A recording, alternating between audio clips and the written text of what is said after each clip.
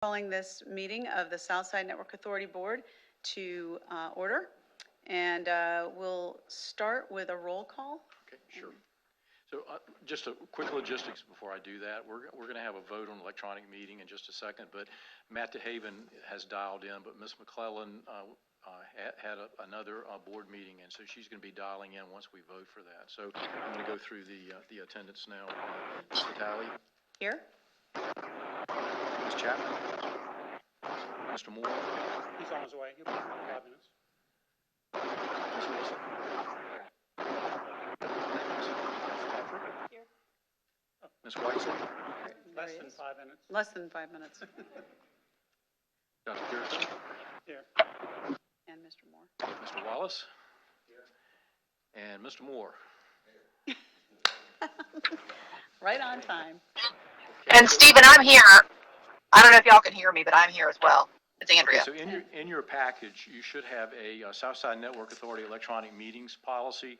So I wanted to take two quick votes. One, I wanted to vote that we adopt this policy because these types of incidents come up from time to time, and we need to be prepared. And so I'd like to take a vote, if I could, with regards to approving the policy, which just basically says that if one is physically incapacitated or double booked or have a family or personal emergency, that you can participate up to 25% of the meetings electronically. And so to officially allow our vice chair in, we need to first vote on the policy. So do I have a motion?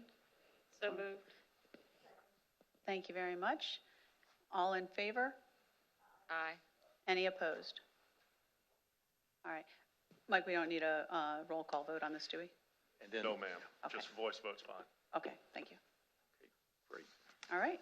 And now you can call attendance for Ms. McClellan too, right? Yes. We need to vote on allowing it now. Yes, and well, in order for her to be able to participate in the meeting, we need to adopt the policy and then vote to allow her to participate. Okay. For, she has already disclosed to you, I guess, the reason for it, but.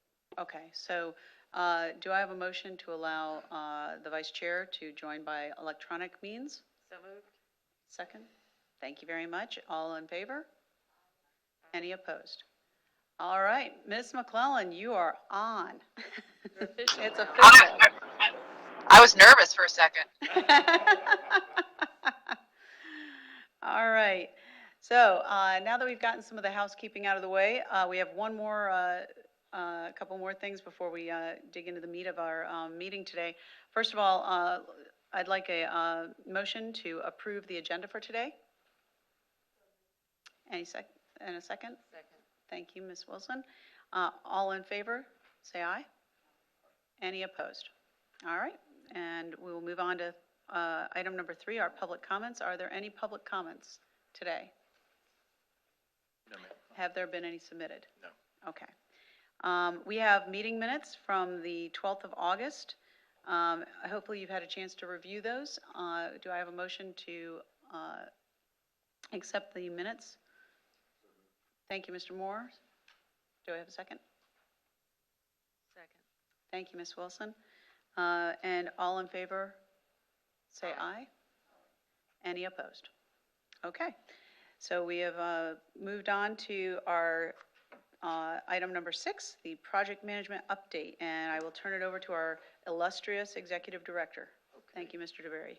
So I wanted to take just a minute too and introduce our newest voting board member from the City of Portsmouth, City Manager, Ms. Tanya Chapman. Welcome. And also David Williams, who's the interim CIO, is also here sitting in, along with attorney from the city.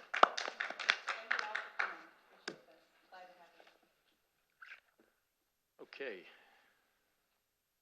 So on my slide overview for the project update, it's going to be really quickly because Mike and I are going to tag team as we go through some of the issues. And Dimitri, you're going to pull that up for me?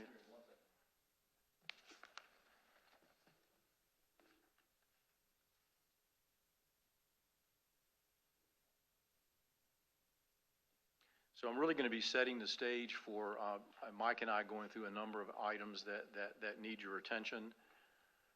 And Okay, so I think we have a lot of good news. CTC has completed all the field survey action needed for the entire 119 miles of the planned fiber route. We're completing the final design now, and as we do that, we're working individually with the 5 city right-of-ways to get permits. I'm happy to say that next week, the week of the 17th, we will actually begin construction. And actually, the first 8 miles of construction will be accomplished in the city of Portsmouth. That's where we received all of the permit approvals first. So we're moving there. Just at a very high level, Danilo has multiple crews available, but we want to leverage them wisely. They're going to deploy 2 full crews with boring machines. Probably they'll be to bore about 750 feet a day of conduit. So we think about 40 days to complete the Portsmouth side. And actually, we'll talk a little bit more about Portsmouth in-kind project, but that's about 90% of the SNA fiber on the Portsmouth link. So really excited about that. Again, they'll have 2 crews in, and we'll be hitting it hard. We continue, it's like navigating a river. Each city has its own way of doing permits. I think we've cracked the code, and we'll be moving forward on that. Okay, you had to speak up.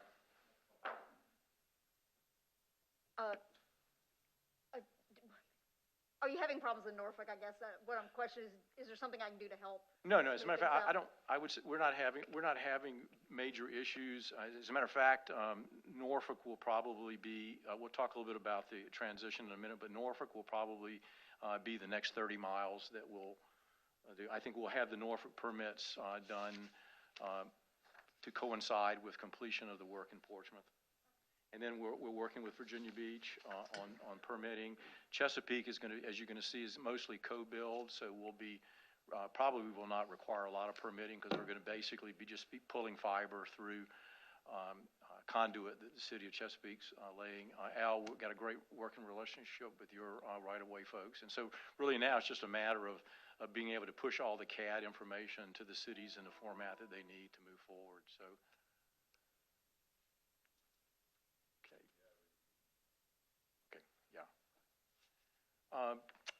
We're going to talk a little bit about the Chesapeake co-build in open session, and Mike and I are going to tag on that.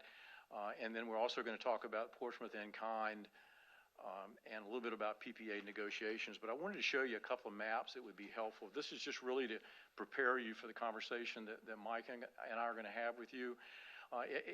As you remember, we decided that it would be very cost effective to partner with the city of Chesapeake and do what we're calling a co-build project. If you look at this red line right in here where I'm pointing, it's a flat space on Military Highway. The original 30% design had a circular loop of 12 and a half miles that came down 12 miles further south. And after looking at the 100% review, Chesapeake redesigned their city fiber ring to coincide with the map of the Southside Network Authority ring. And so by reducing that 12 miles of circular fiber, we actually had a cost avoidance to the project of $763,000, which was significant. We then began to negotiate and talk to Chesapeake about how to leverage this project for the benefit of both of us. So you're going to see there are two red lines here. The one on the south, it's about 16 miles. You can see it goes from basically Virginia Beach out towards Suffolk. And then there's a smaller segment up in the corner, about 2.5 miles between the city of Portsmouth and Suffolk, that's actually Chesapeake property. And so what we've done on those, rather than building going through environmental processing and building both the Southside Network Authority trench, if you will, and then Chesapeake coming along and doing the same thing, we're doing a co-build where we're actually going to leverage Chesapeake's contractor because their costing model was better. Okay, and so to give you just information, if we had gone with the current contracting cost for our network, because it encompassed, risk for bridges and tunnels and other hard things, it would have cost about $2.5 million for the authority in additional money to build this. Co-building with Chesapeake, the Southside Network Authority's share of the project is going to be $1.7 million, which is an additional cost avoidance of about $850,000. So it's a good news story. Mike's going to talk to you a little bit about contract, because to enter into this agreement, we have to have a contract with the City of Chesapeake, and it's important to do it today because Chesapeake wants to begin building on the 8th of November prior to our next meeting, so we don't want to hold up their process. So that's the good news. Now, I chase dollars, and I have to play that game too. Because of the price tag, although we're saving cost avoidance of almost $2 million, this is about $700,000 more than I have in my budget. But that said, we're fine for this fiscal year, and through Bob Crumb's financial staff, we invested our $25 million in the state investment fund, and I'm earning about $50,000 a month interest. And so I think in 8 or 9 months we'll lower that gap.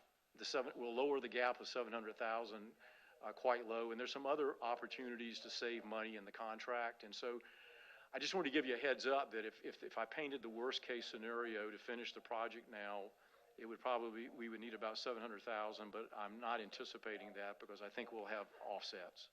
And we've got time before the next budget submission to get to that point.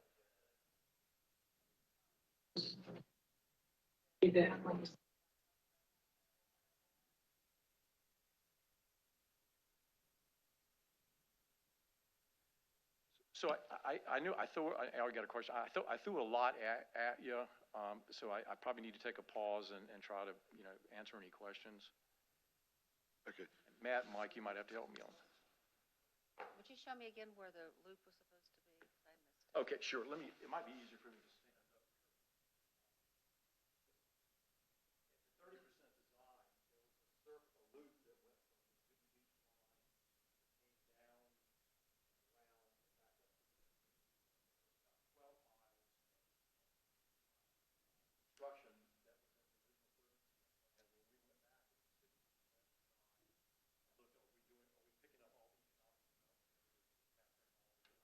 Is there anything we can do to make this thing smarter? Chesapeake looked at it and said, look, we're building our fiber ring.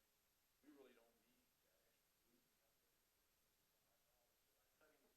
upgrade $5 million. So by cutting out this loop, the cost of it is about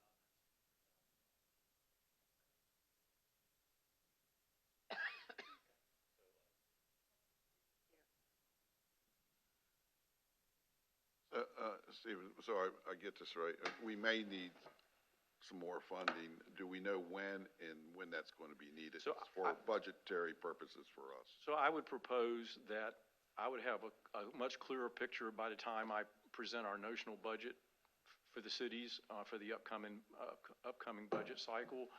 I know for a fact now that I'm making about $50,000 a month, and so I think that 700 quickly becomes 400 over the next six months or so. And there's some other opportunities for savings. There's always contingency in a contract. There was a line item in the construction contract for what happens if we run into shale, stone, or rock or something like that. I mean, that's probably not going to be a cost, but as you know, on a $25 million project, there are going to be other hiccups. So I would say worst case right now, barring other change orders that might come about that we're not aware of, 700,000 is the worst, but it definitely will be mitigated quite a bit. So basically, if I'm thinking through this, it would be about 100,000 for each community. Correct. You're paying about 70,000 roughly a year now in G&A cost, and the worst case it would be a little 100,000. But I'll feel more comfortable in a few months. I mean, we're squeezing every dime we can. The reason I ask is we're in the process of our CIP right now, so I just want to know my timing so I know how to prepare. Yeah, my biggest concern is that we have we have an unforeseen change order that pops up in between cycles, and you know how, I've lived those, so, yes, sir. So, yeah. so, in total, although I'm presenting that bill to you, the work that we did as an authority and working with the city of Chesapeake, I mean, there's over $2 million in cost avoidance. I know that doesn't help your bottom line, but it's still something that I think was, worthy of mention. So, may I ask a question? Losing that Southern Trail loop, did we lose out on future business opportunities? So, well, I don't know. Jay, if you want to address it, or I'm sorry, Laura.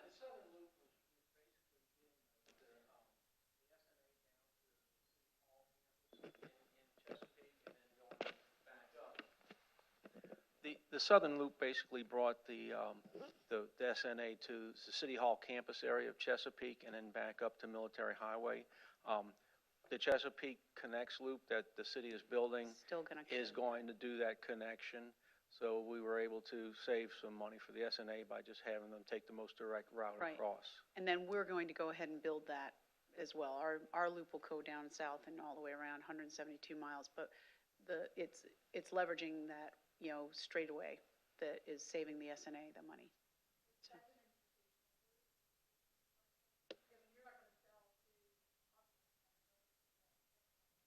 Well,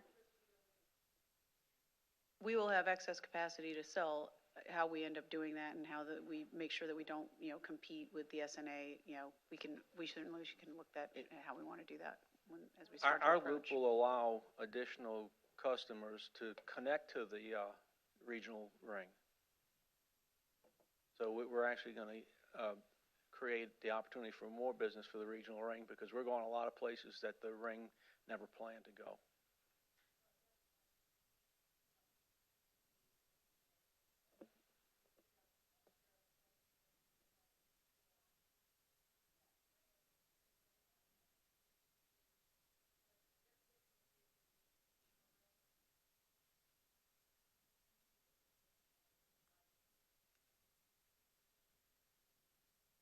So you're saying that because we are co-building, that you envision that Chesapeake would have to then,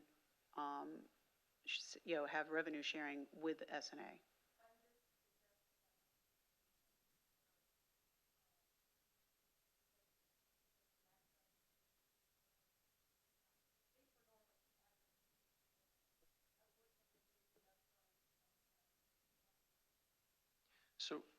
So let me, Go ahead, yeah. so Catherine, from a technical standpoint, We're laying next to each other. a technical standpoint, the co-bill will include 4 2-inch conduits. Right. 2 of the conduits belong to Chesapeake. The 2 that SNA, we're basically using Chesapeake's construction to build it for us. We will own that. We will own those 2 fibers. As a matter of fact, our contract with Danella has the pricing in it for Danella to pull the fiber through it. So we'll actually own it. The issue I see is we'll have to work an agreement with Chesapeake on perhaps maintenance. If someone slices into one fiber, it's going to probably get all 4 fibers. But so the two they're- rings are separate, even They're though they're using the same they're trench. severable They're in separate. terms of ownership. Yeah.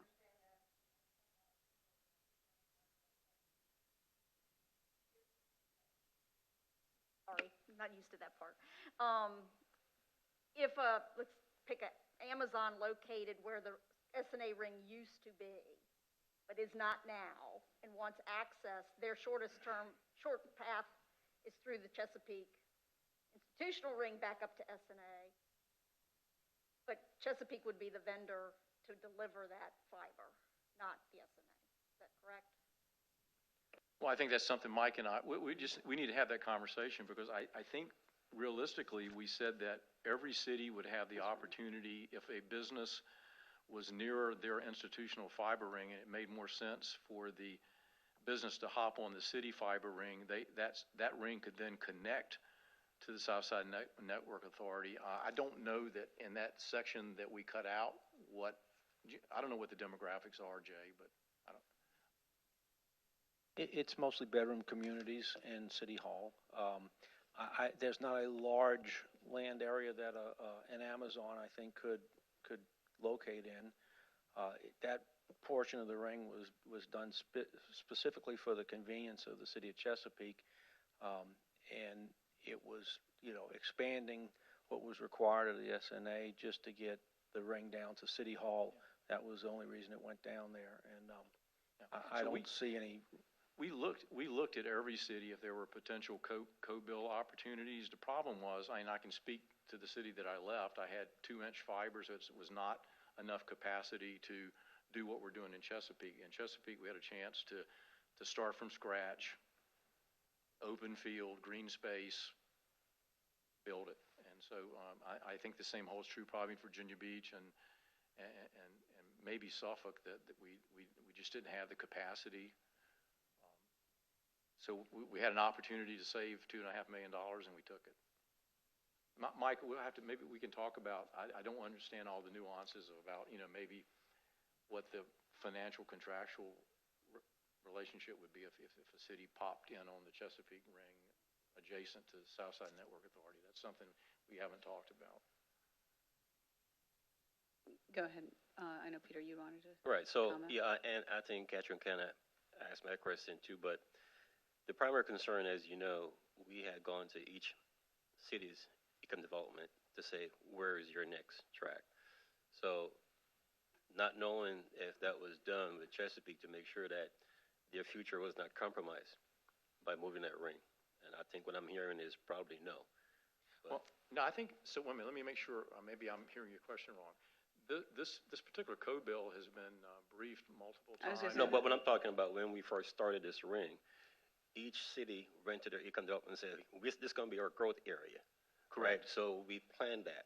So if we have to move it, we want to make sure that we're not missing that opportunity that the econ development want to build future business. Correct. So that's what I think Catherine's question was. And it does also play into, if we look at the PP3 down the road, because are we competing against ourselves? Right. Because if they're successful, we are successful. Sure. But not if we're going to be competing. Sure. All right, so that's kind of, I think we're when I'm hearing this, I'm somewhat concerned. Now, the other part is, want to clarify, Steve, is I hear about the potential shortage based on initial $25 million investment. But what I'm hearing also, you said, is the ongoing operation amount could be increased. So are we talking about the actual $25 million for the ring that is short, or our operational contribution going forward? Well, the operational could be mitigated with we're going to talk in a little bit about the P3 that we're negotiating would offset the operational, but no. I got you. Okay, thank you. But I think when we went to the 60%, we made some significant changes. Yeah, this is not new.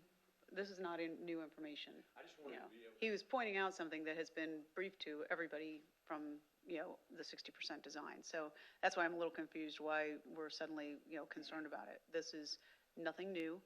And frankly, every city's ring operates and connects at some point to the regional ring. So any kind of cost savings would be something that every one of our cities would have to address, not just Chesapeake. The only difference here is that we happen to be building our ring at the same time that the SNA is building, Chesapeake's building their ring at the same time the SNA is building the ring. And therefore, there's an opportunity to, instead of making 2 trenches down the road, we just share the cost of making 1 trench. But there is no, any kind of competition or any kind of cost, revenue sharing would be something that we would need to discuss across all of us, because we all are going to be having our own rings, our own capability, and our own opportunities to sell capacity. And with that, we probably will need to have a discussion about that at some point. But this is no different than any other city's ring in that case. Doctor, you had your hand up. Steve, you mentioned the 2 crews, 750 foot a day. Is that their full production rate, or are they going to increase that in the future, or do we know? Well, actually,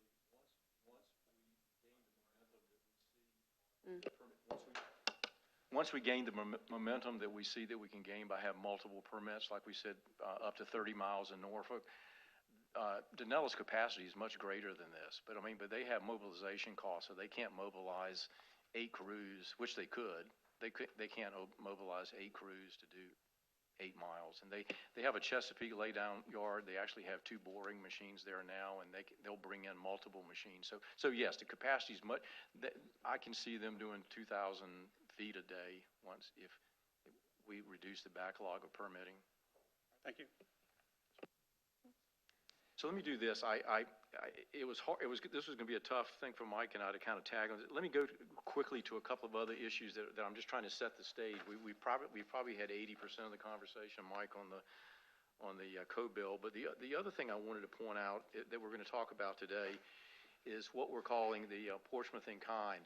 Now, the code bill with Chesapeake was more of a cost avoidance and cost savings in construction because we were able to do this in a new design mode.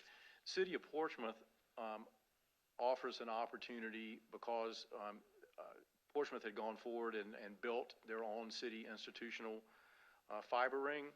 And of course, as you know, water crossings and bridges and stuff are a very expensive part of our construction contract. That's where the construction company would try to mitigate the most loss. Well, in Portsmouth, there's a section right here, and we called it out in a block. It's the West Norfolk Bridge.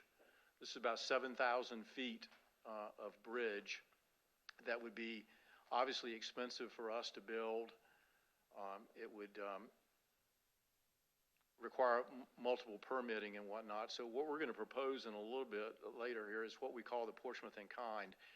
And we'll talk about the numbers, but basically there's an opportunity to save the authority to develop an asset of $1.3 million, which could actually help offset the additional costs that I just mentioned on the co-build. But it also, the conversation would be how would we compensate Portsmouth for their share. And we're going to talk some detail. Basically, different type of construction process, but it costs Portsmouth about $1.3 million to build that particular leg. On our contract, it was closer to $2.5, $2.6 million. So we have a chance to enter in this co-build agreement, save the city some money, and also save the authority some money, which will mitigate some of the other change orders, I anticipate. So we'll talk about that a little bit more. I just wanted you to, and we can go back to the map, but when we say in kind, I want you to know what we're talking about. A very small, 1 4/10 mile section, but very expensive because of the permitting and the bridge work that's involved. And that's it for the introduction. I want to go back, if I could, if there are any other questions, I want to go back to the Mr. agenda. Wallace? I have one Yep. question on that Portsmouth section. On that bridge, is it looking to put a conduit on both sides of it, or Yeah, just single? yeah. So here's what we propose. So I'm going to give you more detail than you probably want, but here's, based on Peter's question, here's the story on that. As you know, we were putting in 3 2-inch conduits, and the game plan was to put 288 conduit in the first of the 3 conduits. Conduits 2 and 3 could hold up to 864 strands of fiber each. So, we're talking about over 2,000 strands. For this particular span, Portsmouth has a 4-inch conduit. They're proposing to partner with us to allow us to use 2-inch. There's a 2-inch, what they call a sock or an interduct in there. They're proposing to let us use that 2 inches. And rather than going back in 2 or 3 times and building, we would have the construction contractor go ahead and put in 864 strand fiber. The handholds on either end would be compatible with the 288 that we're having, but if we expand the 288 onto either side of that bridge in Portsmouth, or both sides are in Portsmouth actually, then we would change the equipment that would allow them to merge. So we're trying to think forward, and with 2 inches, you can only get a certain amount of fiber in there. So we're just going to go ahead and put 864 in right off the bat. And again, it's at 50/50, it's a $1.3 million asset for the authority and an asset for Portsmouth that we'll talk about how we would reimburse them on that. So, when you got a project, we know stuff, things happen. You have you have change orders, and we're trying to do everything we can do smartly to free up money and assets that make sense for the long-term strategy. Any other questions on that? You might- I remembered this time. This time you remembered. Your proposal is to do a 50/50 cost share with Portsmouth. I can't hear, I'm sorry. She said, is the proposal going to be to do a 50/50 cost share with Well, Portsmouth? it's. Or are we going to talk about that in a minute? Yes, it comes out to 50/50, but it's really based on replacement cost versus investment cost, and we think it's a win-win for both cities. But that'll be in the detail that Mike is going to present. Thank you. And if it needs to go into closed session, it can, but I think it's fairly, it'll be fairly, part of it will be fairly open. Let me go back to the agenda then, and then we'll go back to these two elements in more detail. Bob and I have briefed you a couple of times on the NTIA grant opportunity that was available, and we worked diligently with the cities of Hampton and Newport News, and we were able to submit that grant by the 30 September deadline. Grant recipients should be announced February of 2023, and we will, and the start date would begin no earlier than March of 2023. Let me tell you what this does for the authority. The goodness of it, and it'll create some governance issues that we'll have to work through. But this particular grant that we submitted was about $37 million. It requires in-kind contribution. So the grant was $37 million, $22 million in grant money, and the two cities of Newport News and Hampton put up $15 million of their own money. That they've committed to that. So if they win this particular grant, we will be well on our way to phase 3, which is to begin to build the regional fiber ring on the peninsula. It'll be the southern point first. It'll be the cities of Hampton and Newport News.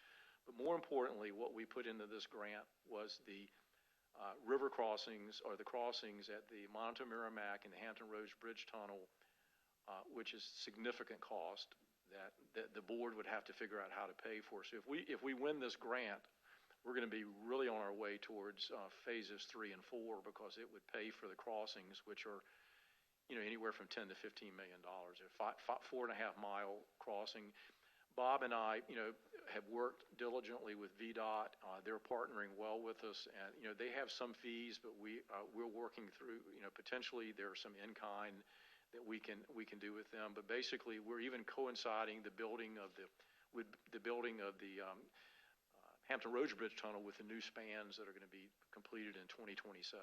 So, we've looked at the grant has to be completed in 5 years. We're looking at smart ways to do this. So this could be a really win. Now, if they win the grant, very quickly, we have to become not the Southside Network Authority. That's right, we have to change our name. And we have to decide how we would, incorporate those two cities and the other peninsula cities and counties, which would be a great thing. So, Awesome. we worked our second 40 hours on this, and Hampton and Newport News was terrific. CTC helped with the grant. So, I'm hopeful. The glass is half full. There are no guarantees, but if we were to win the grant, this would be fantastic for our overall strategic plan. So, Absolutely. yep. And I want to thank you so much for, I know that was a really quick turnaround for y'all to do, so thank you so much for getting that done. That was a big deal. I appreciate it. I know we all do. All right. So I hopefully in February we'll have great news. That's right. That's what we're hoping for. So let's go on to the two topics that we've talked a little bit about already, Chesapeake co-build and Portsmouth in kind. Mike, I'm going to turn it over to you. I think we've laid the functional ground rule, but there's some things that we have to do legally to make this work, and then I want to offer time for questions and feedback. Thanks, Stephen. Madam Chair, what we've done is I worked with Mr. Stroman's office to draft up a co-build agreement, and this is not nearly as tight and draconian as I might put into some of the agreements that you guys have seen me put together in the past, but this is to some degree setting out expectations within the family instead of trying to have a way that we can put the screws to each other. The basic concept is that our program management and AE would be involved in the monthly progress meetings that the city of Chesapeake will have with its contractor. They went with Primoris rather than Danella because Primoris frankly just came in with a better price for this, which saved everybody a little bit of money. So we would be involved in the monthly progress meetings. We would also be involved in the inspections and punch lists for final completion, although the contract is ultimately Chesapeake's. Chesapeake has also bonded all of the work both as to performance and as to payment. We would be making payments in arrears. I believe it's 30, with net 30 at most, in arrears for, as they get in their progress payments for the project. Tell me if any of this is confusing anybody. The basic concept here is that at the end of the day, the total of both builds is approximately, both the Phase 4 and Phase 5, that's what Chesapeake is calling them. The total of the builds will be approximately $4 million.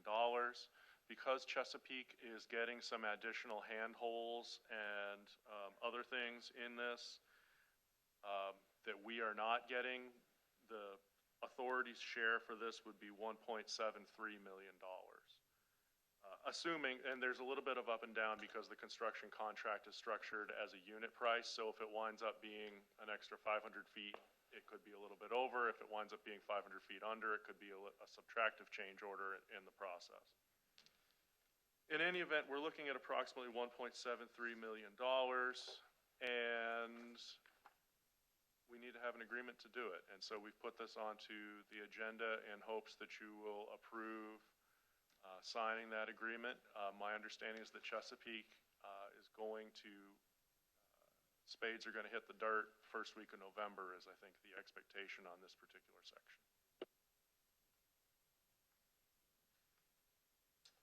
Any questions that you'd like to pose to Mr.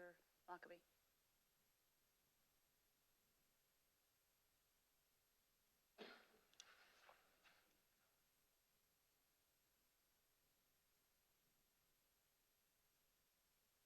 Anyone? I know y'all are probably reviewing, thank you, I'm trying to get that word out, reviewing it. I think that, that Mr. Lockby and Mr. Stroman, you've collectively created this, so both the city and the SNA is from a legal perspective feel comfortable that we are covered. Okay.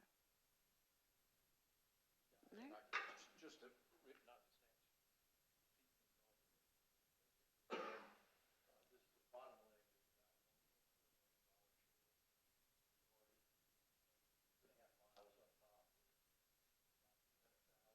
not $315.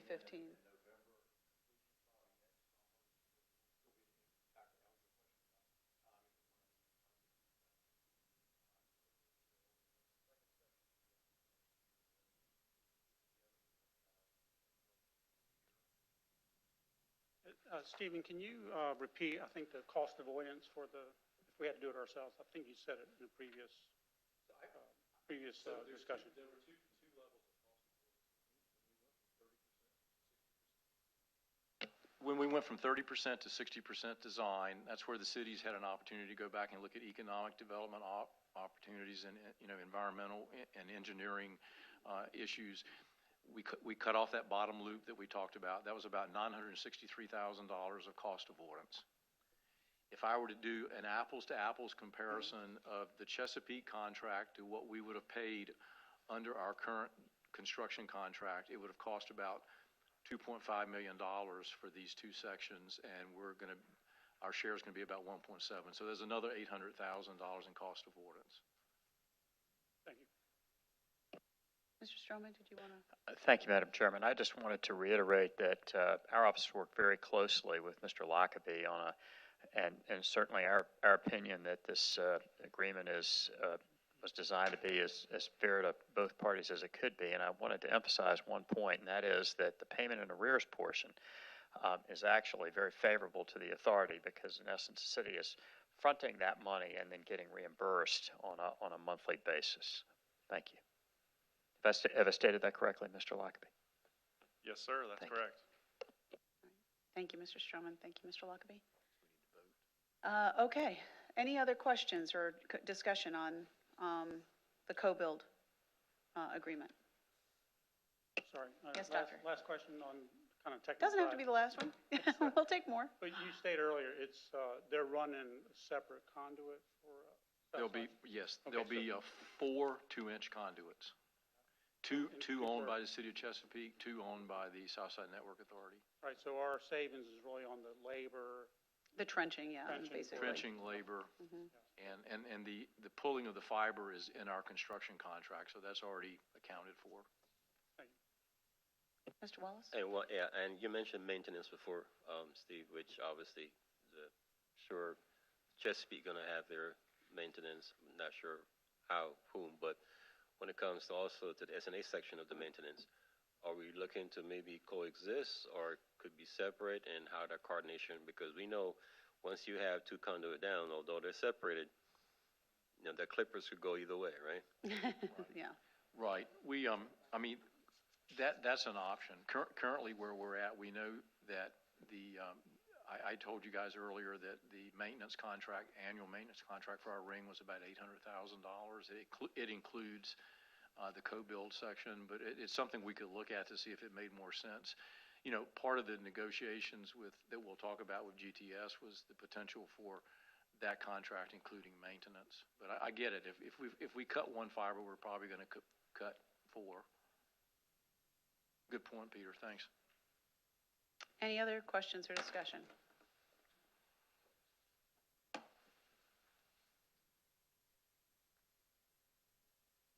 All right. Are we ready to vote? All right. Could I have a motion to approve the co-build contract for with Chesapeake, the city of Chesapeake? So moved. Second. All right. Thank you, Ms. McClellan. Do I need a roll call vote on this or just a voice? We'll do a roll call since it's fairly big. Yeah, I was going to say, let's go ahead and do a roll call vote, Mr. Ferrer. Sure. Ms. McNally? Yes. Ms. McClellan? Yes. Ms. Chapman? Yes. Mr. Moore? Yes. Ms. Wilson? All right. The motion passes, and we have a co-build. Moving on to the next topic. So I'm going to leave, Mike's, I think, got a presentation, but just one quick look. Again, there's the location of the West Norfolk Bridge, midway between Suffolk and going out towards Chesapeake, where the co-build is actually in Suffolk.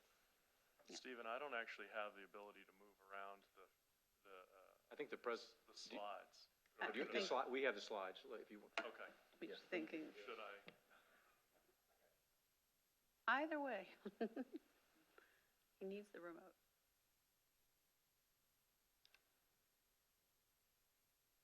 Matt, Hey, Matt, you doing okay, buddy? good to see you. Doing great. Everything's going well. The one at the bottom. Yes.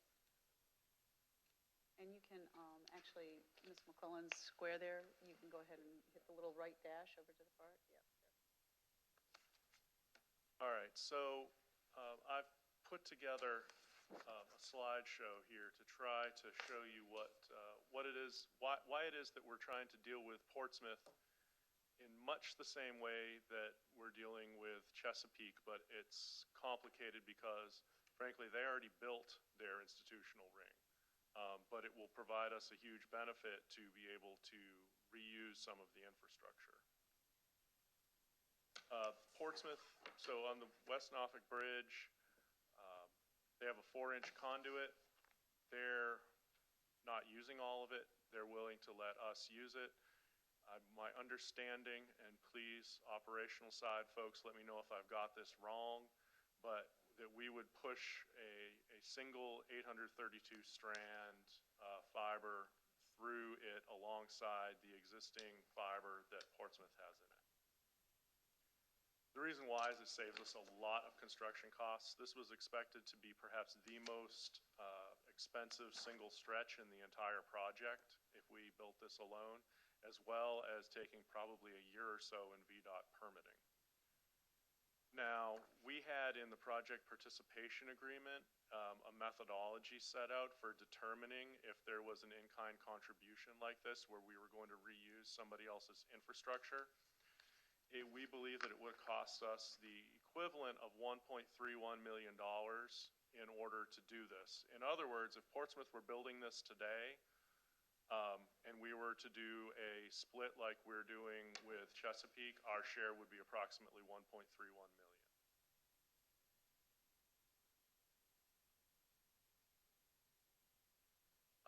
So how would, Portsmouth has suggested that we pay for this over a period of time. Obviously, they're quite happy to take $1.31 million cash on the barrelhead. Don't think that that's actually realistic at the moment. They also were willing to take a credit against a future equity call under the project participation agreement, although they want some sort of a limit on how long that would be in the future, because it might be 15 years before we make another equity call. Who knows? It might never happen. We hope that it will never happen. Pay later methods, a cash payment within 1 year after completion of construction. Let me see, what did I put in there? Okay, a cash payment within 1 year after completion of construction. I'm not going to get in at this point to the way that this would relate to a potential P3, but it certainly puts more risk onto our plate. They were willing to treat it as an amortized loan at 3% over 20 years, or treat it as an unamortized loan at 3% over a shorter number of years. If y'all are familiar with the difference between an amortized and an unamortized loan, an amortized loan costs you a lot more in interest typically. To give you kind of the big picture of how that works, sorry, those are big numbers. That's an amortization schedule. If we did it amortized over 20 years, we pay a lot of interest by comparison, but we have a low annual payment.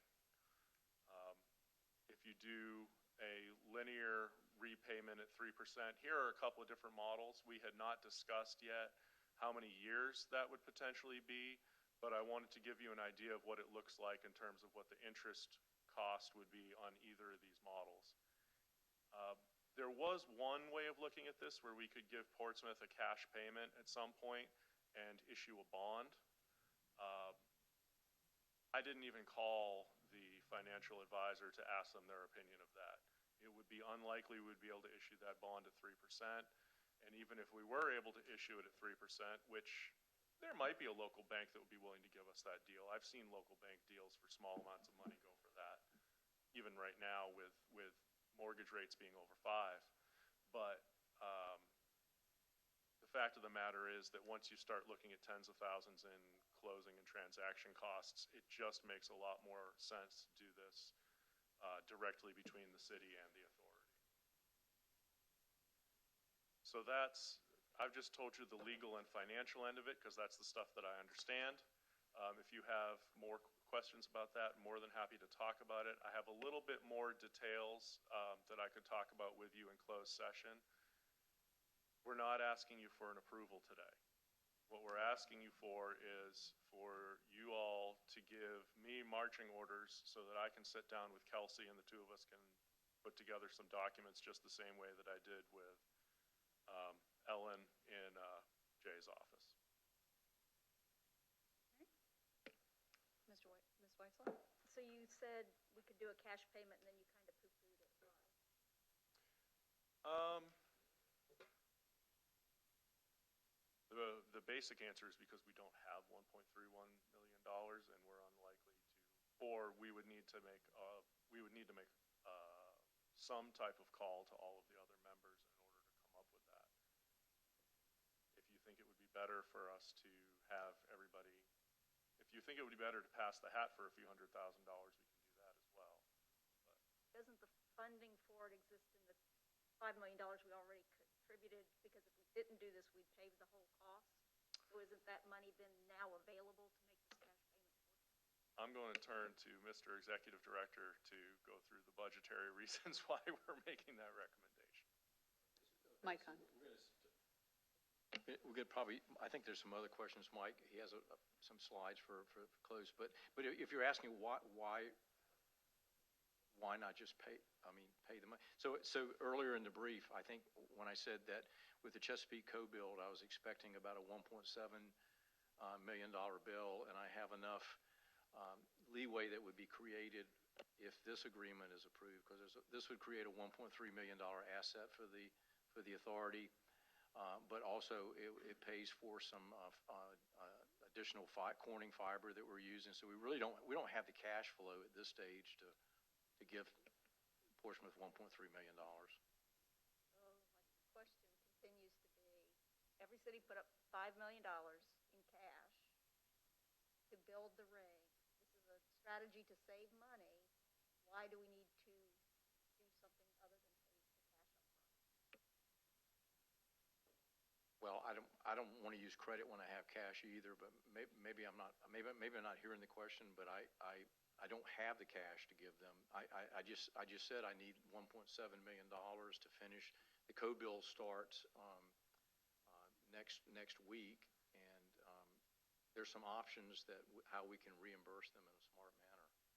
So, Stephen, is the cash that the authority holds in investment and you can't get it out, is that really the answer? Okay. I'm open to. I think she's asking, where's the cash? Where is the 25 million? And why can't we access that to put 1.3.1 million to Portsmouth? Okay, the 25 million is in the state, you know the institution, and so yeah, the money is there. I guess it goes back, Mike, to a contractual issue. The reason I brought up the $700,000 is I said we don't have a 23 issue, but I mean if I'm pulling, I don't know how that works from a credit situation. If I'm pulling money out, does that lower? I think that what Catherine is saying is, was this part of the original $24.6 million bid? And if it was, where did that money Okay, so go or come from? So when the construction contract went out, the decision had been made to go with the co-build. Okay, and so the construction contract for $24.6 million included 112 miles of fiber, roughly, maybe 110, but it was a delta between 119 and the 18 miles of co-build. It included pulling the fiber through that, but not the actual construction.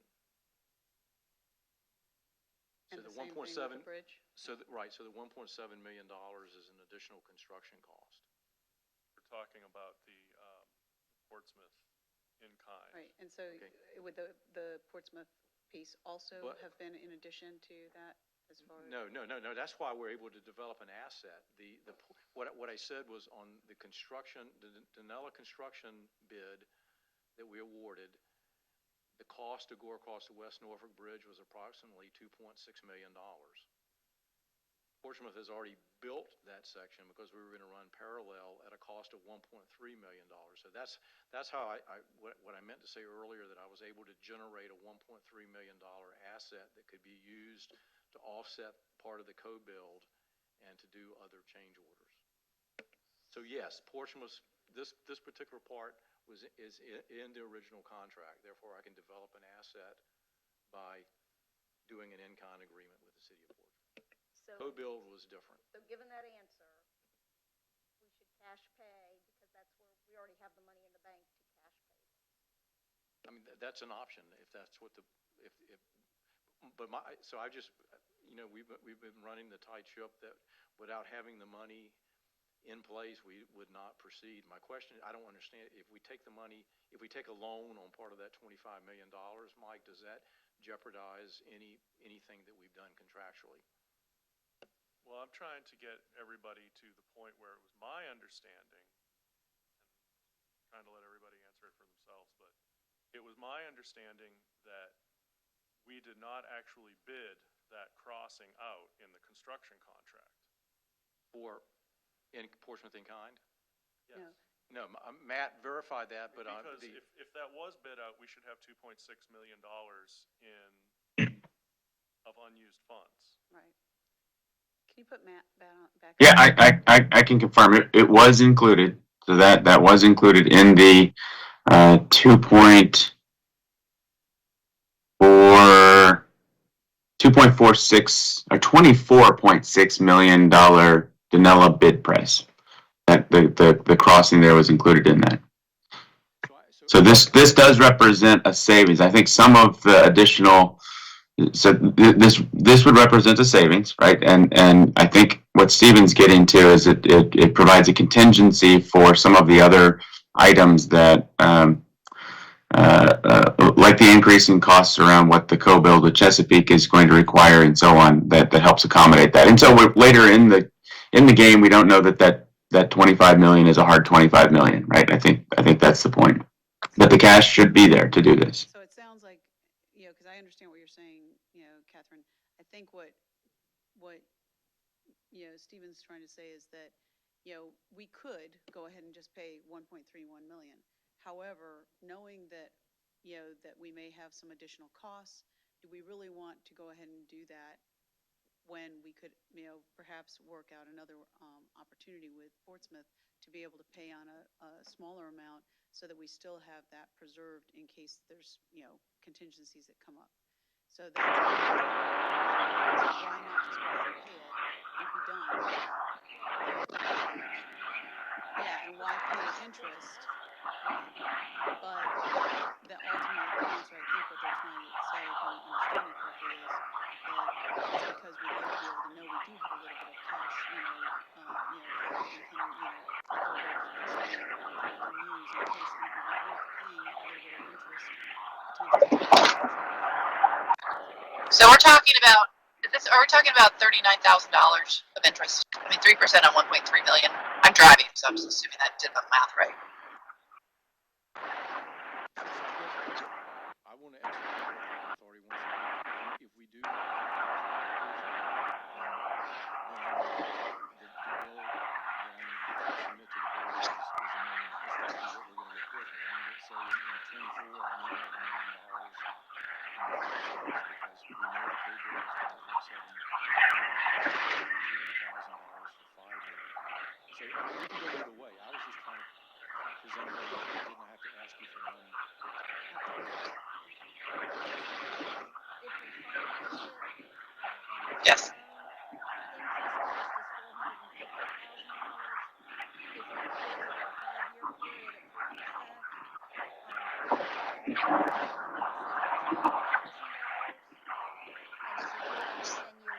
it's $260,000 Great, thank you. And I'll just throw this out, more conversation to come, but as you recall, part of the negotiations with GTS was $2 million a year for 20 years.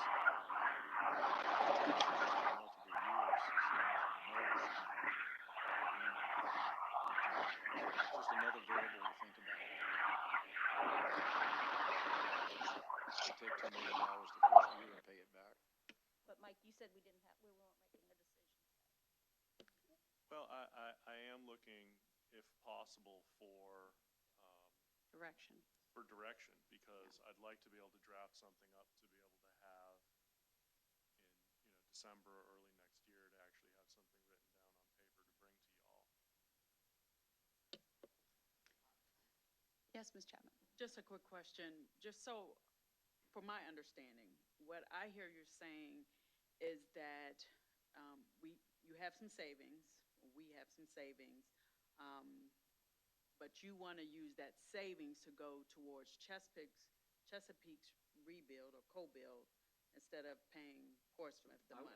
What I would say is that I would like to use the money to pay for the Southside Network Authority because we're not responsible for Chesapeake's ring.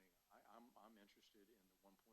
So the way I would phrase it is I'm interested in leveraging those dollars to complete that portion of the Southside Network Authority in Chesapeake. We're not benefiting Chesapeake by that. We're both similar as the project with you. We're both benefiting, but I'm not using Hey, Steven, can I just, real quickly, Ms. Chapman, I think what you were saying, originally it was gonna cost us 2.6 million, it's now gonna cost us 1.3. And, we're gonna basically pay that extra back to, we're gonna pay, instead of us spending 2.6, we're gonna pay Portsmouth 1.3. So you get paid, and we still save 1.3 million, is that correct? That's what the discussion is right now. Right. So, and so, yeah, the question then is, at this point, there's opportunity to, instead of paying Portsmouth in a lump sum of 1.31 million, the question is, do we, also have the option, of, providing it on more of a repayment plan? And in doing so, obviously, we would incur some, interest, but it would allow us to keep some cash flow available in case, we need, there's other contingencies. It would be building that southern portion of the ring that was not included in the original build, with Danella, and or any other contingencies that came up. So that's the discussion right now, is which way do we want to go with that? And knowing, kind of, I think layering on top of that, the potential that we may end up being able to have contracts with, GTS that would allow us to end up having more cash flow that we could just go ahead and, that may not be a problem in the future, in the near future. We could manage all of these, but I think what Stephen's trying to do right now is just look in this first year to make sure that we're covered and that we're not, we're not coming up short and having to go back to the cities, sooner than, we would like to, so. Is there any, would there be any, penalty for paying it off earlier? So, for example, if we say we're gonna finance it at 10% with Portsmouth, but we decide, because we're in a better position in 3 years, that we're just gonna pay it all off, because our cash flow is we're more confident, is there any penalty? Certainly my discussion with Kelsey was that they would prefer to have the money sooner than later, so there was certainly not going to be a penalty for prepaying. Although, if, maybe. And Ms. Wilson? So I have no interest whatsoever in amortizing it over 20 years. I think that's a lose-lose. I can see why you don't want to be cash poor in case something comes up. So the least amount of time that we can finance this without draining the piggy bank would be my preference. Okay. Mr. Moore? Yeah, I hate to ask this question because it may be, I must have missed something a little while ago, but I was thinking the co-build was a savings too. It is, but it wasn't in the Chesapeake portion, you mean, co-build? Well, to the network. Yeah.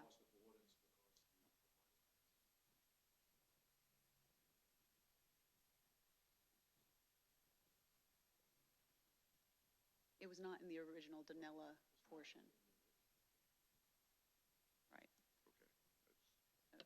That was on top of the Danella piece, with the exception of pulling the fiber.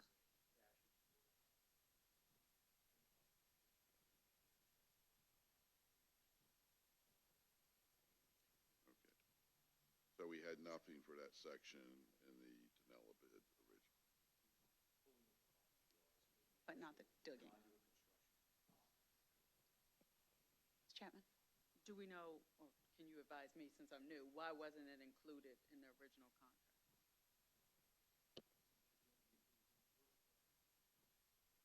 It was in the first draft, but as we came to the realization that there was a potential for savings with the co-build, and we looked at the initial numbers that Chesapeake was looking at in terms of bid and all, it was much more cost effective and cheaper to go that route. So we pulled out the conduit and left the fiber in. And we didn't budget for the co-build? Well, we budgeted $25 million. So the way this came about is we budgeted $25 million. Our estimate for the build was about $24.5 million. Of course, that's an estimate. We budgeted $25 million. we went through the process and we had several bids. One bid was 18 million, which we were interested in, but they dropped out. And so the next lowest bid was 24.6. We had 25 million. But also, so I have to go back in history. If you remember, CTC's contract to provide final design, permitting, and construction oversight was $910,000.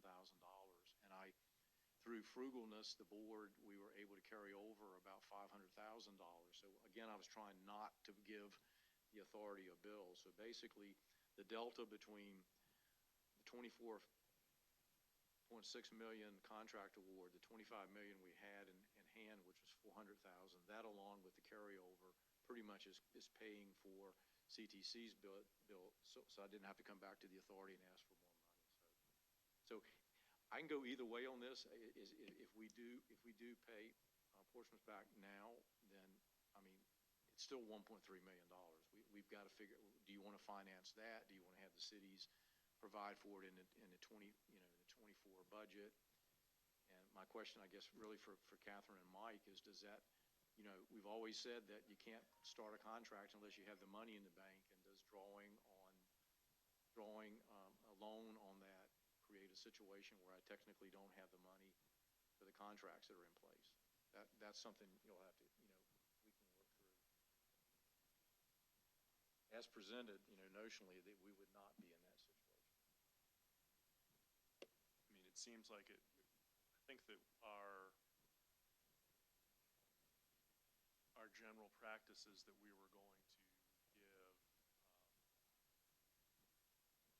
give each of the cities our request for any ongoing G&A support, which I guess we would consider this to roll into that by 15 December of each year, so that you guys would not be too far behind the 8 ball on your CIPs. Which would mean in the future, in the FY24 budget, which we would be submitting to you on that by 15 December, we would need to be building that amount in there. Now, I know that Portsmouth also, of course, thought of that, and the way that Kelsey expressed that to me was that if that amount is being built in so that the authority can cash pay to Portsmouth, Portsmouth doesn't want to be part of that request, that the other 4 cities would be part of that. You're going to see where the next thing that we're going to talk about is where there's a potential for revenue from other sources to pay back. But I just wanted you to, that's an issue of fairness that Portsmouth has brought up already during the conversation. Yeah, I wanted to add back to the loan, or the 3% versus our investments. We're making money on our investments right now. So, okay, so we would, if you paid it, you'd be losing that amount.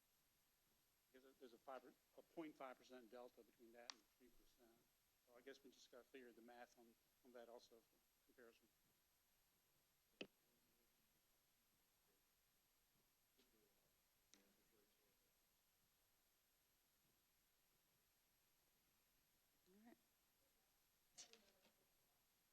I know.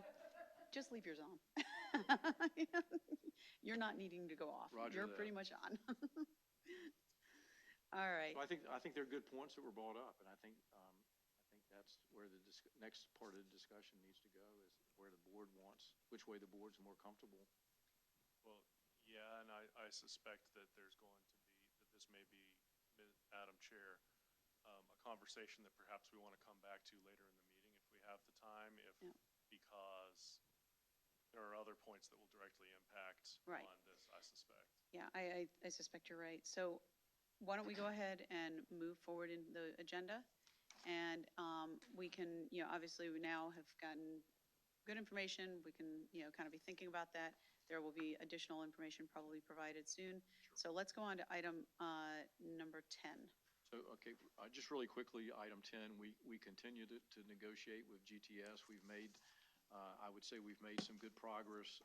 We want to talk to you in more detail in closed session because of the contractual nature of the conversations. Okay. And All right. Mike's got a quick briefing. Open session? This is the open session, yeah. Okay. Yeah. All right. Have an open session briefing on this first. signposting. Where we are right now is that we are in the detail phase, okay? The basic concept of the detail phase is that everybody's still figuring things out. You're still negotiating points. You've not yet reached any sort of contractual agreement that binds anybody to do anything. The next phase, if we get to it, is the interim phase, which is where you enter a contract where you actually have a binding agreement to start figuring various things out. If as you run down the last of these, I say last, as you run down these contingencies, you determine that the deal is not going to work, you can break things off during or toward the end of the interim phase. However, at that point, you are entering into a legitimate contractual relationship that you need to do the things that you say that you're going to do. Okay, I just want to make sure that we've laid out what the situation is right here. During the course of our negotiations, the most important deal points are right here. I think it's important for me to go down through them and give a little bit of commentary on each of these bullet points. For the authority, there would be $2 million a year in base revenue. Even if GTS doesn't make a penny, we get $2 million a year in base revenue. They also would do maintenance of the ring. Now, I want to emphasize to you, this is what we worked out in the interim agreement. There are many contingencies with respect to each of these that we would be running down as part of the interim agreement phase.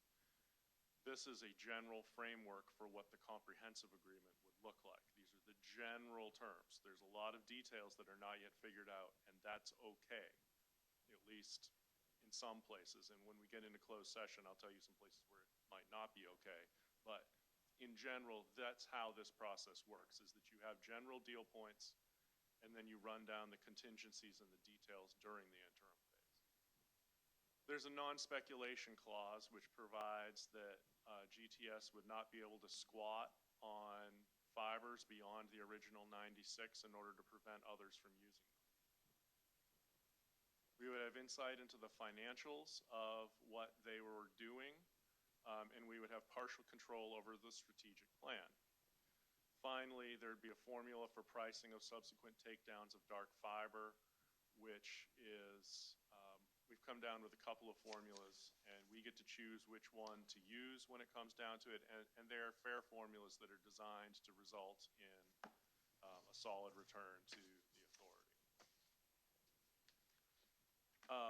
And again, those formulas are at this point still in general 3-sentence type explanation, when in fact in the actual contract it would be more like 3 paragraphs, but that's the way this works. For GTS, they get 96 strands of fiber for 20 years regardless. If they never sign anybody up to do anything, they have 96 strands for 20 years. With an option to purchase more, which gets triggered at 60%, and the purchase more would happen at the formula that we put together. They would have an initial 18-month exclusivity, which is to say that there are certain types of entities that we could lease to directly ourselves, but for the most part, the vast majority of entities would have to go through GTS in order to lease fiber on our system during the initial 18 months. GTS needs to present to us, and they presented to us some of, a plan, and if they are meeting goals of bringing that plan to fruition at the end of 18 months, it vests for another 42 months. At the end of that 60-month period, the exclusivity goes away. But during that first 60 months, there would be exclusivity, assuming that they're building out on the plan that we have at this point discussed and gotten some of the way into. They would have ultimate control of day-to-day business decisions of the corporate entity that was running the ring. We would agree to that with them for a timeline for construction completion for the fiber ring. That they feel very strongly about having that. We already have a lot of that in place with our construction contract. I drafted a pretty tight construction contract. And finally, we agree to support potential grants identified by them to support the system. And again, that's currently written down in the category of a two-sentence explanation, but would really be 2 paragraphs in the actual final comprehensive agreement, if we got to that point.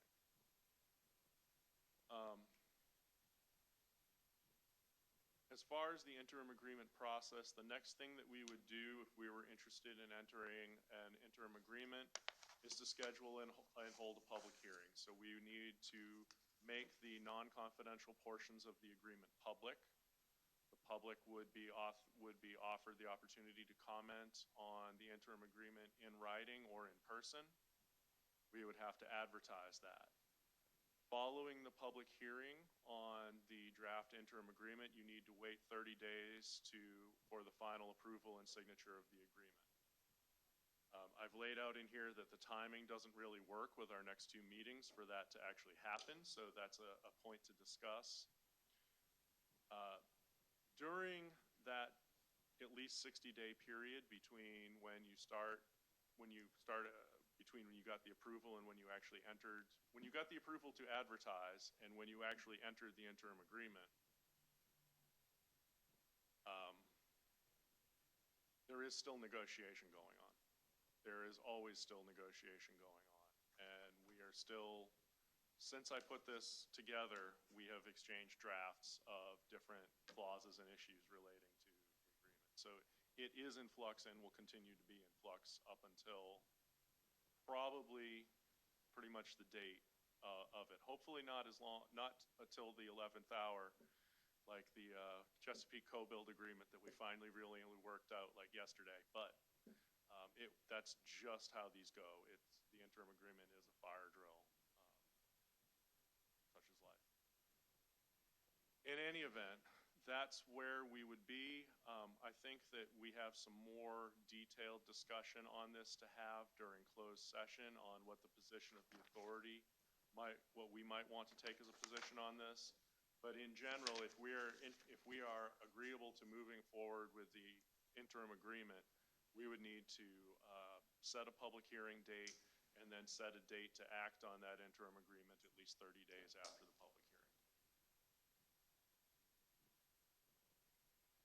Okay. That's all I got. All right. So with that, I think we are ready to move into closed session. Yes. Okay, and Mr. Attorney, would you please provide the closed session language? Yes. Because I see a couple things here, so I'm going, okay, I'm going to leave that to you. Yes, Madam Chair, and I put these two in order of item 9, which is the Portsmouth, and item 10, which is the GTS. And it seems to me as though maybe we want to do the GTS first and then the Portsmouth second as closed sessions. I guess we can go into closed session to do all of it at once. I was going to say, could we not just combine these two and go ahead and rock forward? I might need a drink of water before I start reading this stuff.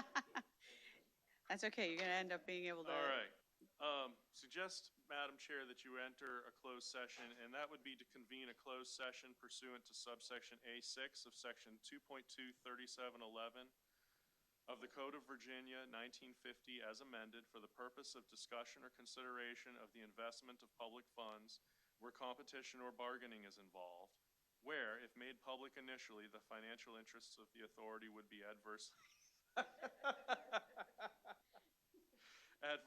affected, and subsection A29 of section 2.2-3711, for the purpose of discussion of the award of a public contract involving the expenditure of public funds, including the terms or scope of such contract where discussion in open session would adversely affect the bargaining position or negotiating strategy of the authority, relating to an agreement relating to authority compensation to Portsmouth for in-kind contributions to construction of the regional connectivity ring.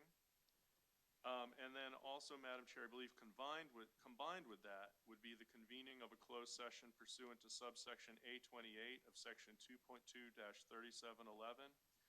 for the purpose of discussion or consideration of information subject to the exclusion in subdivision 11 of section 2.2-3705.6 by a responsible public entity pursuant to subsection A33 of section 2.2-3711 for the purpose of discussion or consideration by a local authority created in accordance with the Virginia Wireless Service Authorities Act of confidential proprietary information as trade secrets subject to the exclusion in subdivision 19 of section 2.2-3705.6. Pursuant to subsection A29 of section 2.2-3711 for the purpose of discussion of the award of a public contract involving the expenditure of public funds and discussion of the terms or scope of such contract where discussion in open session would adversely affect the bargaining position or negotiating strategy of the public body. And pursuant to subsection A6 of section 2.2-3711 for the purpose of discussion or consideration of the investment of public funds where competition or bargaining is involved, where, if made public initially, the financial interest of the governmental unit would be adversely affected, all related to discussion of the terms and conditions of the interim agreement and possible comprehensive agreement with GTS. Do I have a motion? Can I offer an amendment? Yes, allow the also include the attorneys- members. I already have that down. Okay. Thank you so much, Ms. Weitzel. You and I are on the same page.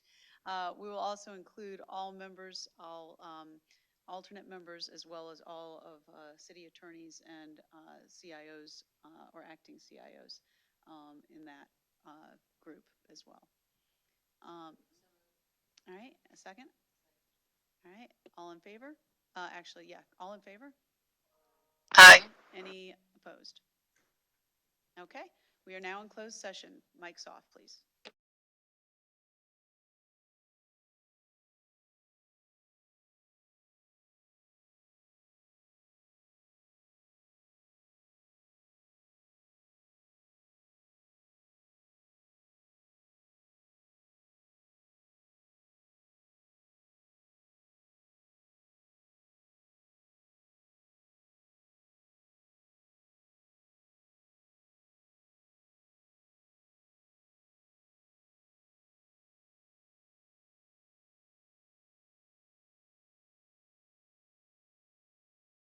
All vote pursuant to subsection D of section 2.2-3712 of the Code of Virginia, that one, only public business matters lawfully exempted from the open meeting requirements of the Freedom of Information Act, and two, only such public business matters as were identified in the motion by which the closed session was convened were heard, discussed, or considered in the closed session.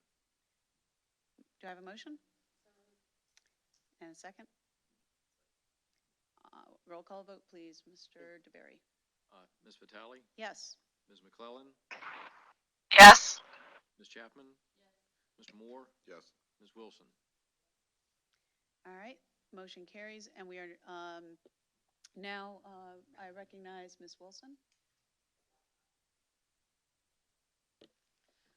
Yes, Madam Chair. I would like to make a motion that we amend the previous motion on the co-build agreement, that it will be executed and delivered upon the identification of funds. Do I have a second? I'd like a roll call vote, please, Mr. DeBerry. Yes, ma'am. Okay, roll call vote for the amendment. Ms. Vitale? Yes. Ms. McClellan? Yes. Ms. Chapman? Mr. Moore? Yes. Ms. Wilson? Yes. All right, motion passes. So we do have any old or new business that we need to discuss other than the next meeting? Yeah, well, we are going to go ahead because the next meeting falls on Veterans Day. We're going to go ahead and will we send out a doodle, Mr.? Yeah, Very- we'll okay. do a doodle poll. We'll do a doodle poll and figure out what our date will be in November, and we'll let everybody know, and of course advertise that as well. So, any other questions, concerns, anecdotes, short stories? The traffic is really bad on the HRBT. Somebody should do something about that. All right. Exactly. All right. Thank you so much, everyone. This meeting is adjourned. Thank you. And Bye. happy Have a good Halloween. weekend.